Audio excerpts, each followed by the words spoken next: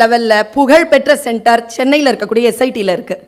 அந்த school principal வந்து அன்னைக்கு என்னை கூப்பிட்டு, பர்வீன் நீங்கள் வரணும், இன்னைக்கு ஒரு சின்ன காம்படிஷன் இருக்கு, நீங்கள் எனக்கு ஜட்ஜாக இருக்கணும்னு சொன்னாங்க.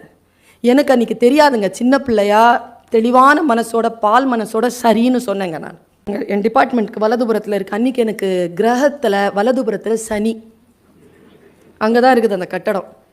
போனேங்க. என்ன காம்படிஷன் தெரியுமா? காம்படிஷன் வந்து கலரிங் காம்படிஷன். குழந்தைகள் காது கேட்காத வாய் பேசாத குழந்தைகளும் அதில் இருக்காங்க. அவங்கள தேர்ந்தெடுத்து அவங்களுக்கு கலர் பென்சில் கொடுத்து கலர்ஸ் வரையணும். என்ன நினைக்கிறாங்களோ அது கலர்ஸாக வரையணும். சரியாக வரைஞ்சிருந்தால் அவங்களுக்கு ப்ரைஸ். 24 குழந்தைகள் பார்ட்டிசிபேட் பண்ணாங்க. நமக்கு தான் கொம்பு இருக்குல்ல, படிச்சிருக்கிறோம், பேராசிரியர், புத்திசாலி, உலகமெல்லாம் சுற்றுகின்ற பேராசிரியர், பேச்சாளர், எத்தனை கொம்புகள் இருக்குது தலையில். சாதாரண கொம்புகளா? அது பீடம்னு ஒன்று இருக்குது பாருங்க. நீங்கள் உட்காந்துருக்கிற சேருக்கு பேர் பீடம். எல்லாரும் உட்காந்துட முடியாது. அதில் இந்த சேரில் எல்லாரும் உட்காந்துட முடியாது. ஒரு ஹெச்ஆர் தான் உட்கார முடியும். அந்த பீடம் இருக்குல்ல, அது நம்மளை பிடிச்சிக்கிச்சிங்கன்னா அதுக்கு பேர் பீடை. நம்மளை எந்த சேரும் பிடிக்கக்கூடாது, அப்படி தனியாக உட்காந்துருக்கணும். நம்மளை பிடிச்சிருந்துச்சு. நான் 24 பேப்பரையும் பார்த்தேன். ஃபஸ்ட் ப்ரைஸ் யாருக்கு தந்தேன்னா, என்னங்க, அந்த குழந்தைகளுக்கு விரல்கள் இருக்கு இல்லைங்க, விரல்கள் வந்து அவங்களுக்கு பிரச்சனைங்க. ஒரு குழந்தைக்கு எழுத வரலன்னா, திமிரில் எழுத வரலன்னு சொல்லிட்டு விரலில் முறிப்பாங்க இல்லைங்க. அதால் எழுத முடியாது. சிந்தனையும் விரலும் சிங்க்ரனைஸ் ஆகாது. நான் வந்து அதில் ஸ்பெஷலைஸ் பண்ணியிருக்கேன். I know the difficulties. அந்த அசஸ்மெண்ட் எனக்கு தெரியும். அந்த குழந்தை வந்து முட்டையாக எழுதும், இல்லைன்னா இப்படி திருப்பி எழுதும், 7 இப்படி போடும். நானே டிஸ்லெக்சியன் தான் 4th ஸ்டாண்டர்ட் வரைக்கும். எனக்கு அந்த பிரச்சனை தெரியும். டிஸ்லெக்சியன்ஸ் ஆர் நாட் குறைபாடு இல்லைங்க. அது குறைபாடு கிடையாது, அது மாற்று சக்தி. அது ஐன்ஸ்டீன் வந்து டிஸ்லெக்சியனுங்க. தாமஸ் ஆல்வா எடிசன் டிஸ்லெக்சியன் அப்படிங்கிறது வந்து அவங்களுடைய திறன் வேறு விதத்தில் அப்படி வெளிச்சமாக இருக்கும். அது புரியாது. புரிகிற அளவிற்கு அவர்களுக்கு ஒரு வயது வந்து நிற்கும். அப்பொழுது அவங்க எழுந்திரிச்சு நிற்பாங்க பாருங்க, ஒரு காட்டுப்பூ மாதிரி. எந்த பூவும் பக்கத்தில் நிற்க முடியாது. அதான் டிஸ்லெக்சியன் ஸ்டூடெண்ட்ஸை நம்ம கண்டுபிடிக்கிறதுக்கான விதம் பாருங்க. அந்த ஒரு குழந்தை வரைஞ்சிருக்குங்க, மரங்க, வேர்கள் எல்லாம் விரல்கள். அந்த விரல்களில் நிற்கிது மரம். பயங்கரமாயிடுச்சு எனக்கு அதை பார்த்து. First prize. ஒரு குழந்தை ஒரு குதிரை வரைஞ்சிருக்கு, வானத்தில் பறக்குது. குதிரைக்கு வந்து இது இருக்குது, விங்ஸ், அது கலர்ஸ். ஆடாடா, செகண்ட் ப்ரைஸ். தேர்ட் ப்ரைஸ் பார்க்குறேன், கிடைக்கவே இல்லைங்க. ஒரு வயல்வெளி, ஒரு புல், ஒரு வீடு மாதிரி வரைஞ்சிட்டு உருவி 3ஆம் ப்ரைஸ் கொடுத்துட்டு வந்துட்டேன். நான் கீழே இறங்குறேங்க, இந்த மாதிரி 7 ஸ்டெப்பு இறங்குற 3ஆவது ஸ்டெப்லேயே ஒரு குழந்தை வந்து நின்றுட்டான்.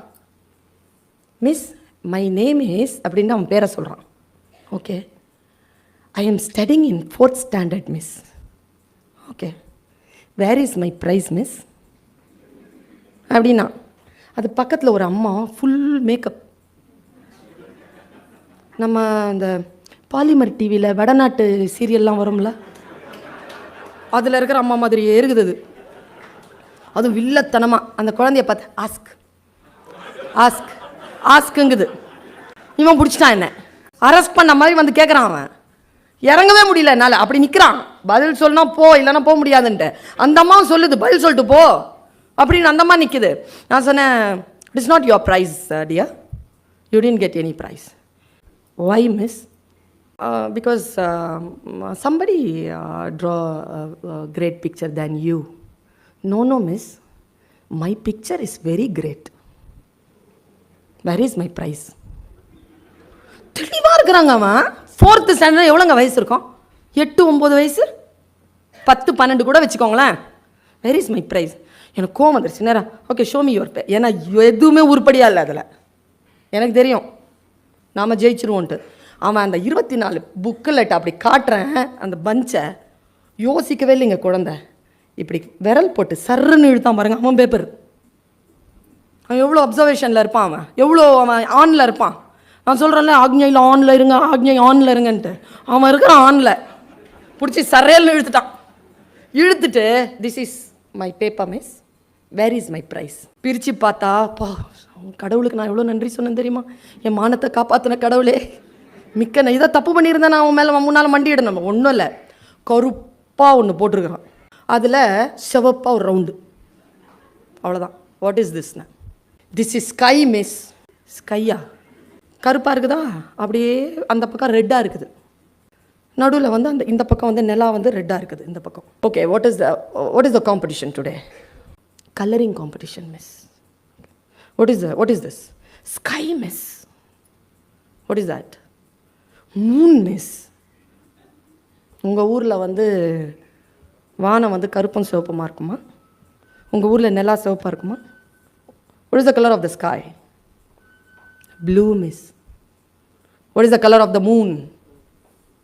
Half white miss. நாம ஒயிட்டும்போம், அவன் half whiteங்கிறாங்க. half white. Then why this color அப்படின்னு அவன் சொன்னோம் பாருங்க ஒரு பதில். Today my sky is angry miss. இன்றைக்கு என் வானம் கோபமாக இருப்பதனால் அது சிவப்பாகி கருப்பானது, அதில் இருக்கக்கூடிய நிலா சிவப்பாகி போனது. கலர் காம்படிஷனில் ஜெயிச்சவன் அவங்க புரியாமல் நான் கையெழுத்து போட்டு அவனுக்கு ப்ரைஸ் இல்லாமல் பண்ணது நான் மண்டிட்டு அந்த குழந்தையை நான் அணைத்து கொண்டேன். அன்னைக்கு போச்சு எனக்கு கர்வம்.